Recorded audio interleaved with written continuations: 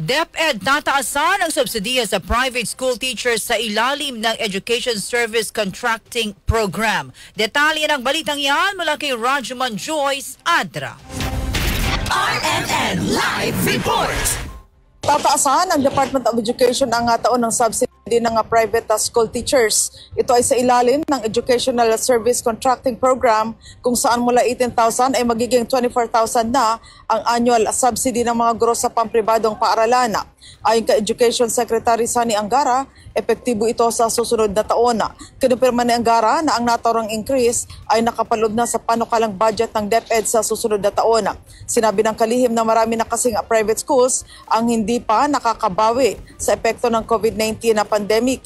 Ito ay matapos na maraming mga estudyante ang lumipat sa public schools noong pandemya. Sa ngayon, kalahating milyon anya kasi ang nag-aaral sa mga pribadong paaralan kaya nararapat lamang na tulungan ng pamahalaan ang private schools. Kasama mo sa DZXL Manila, Rajuman Joyce Collantes Adra, Tatak RMN.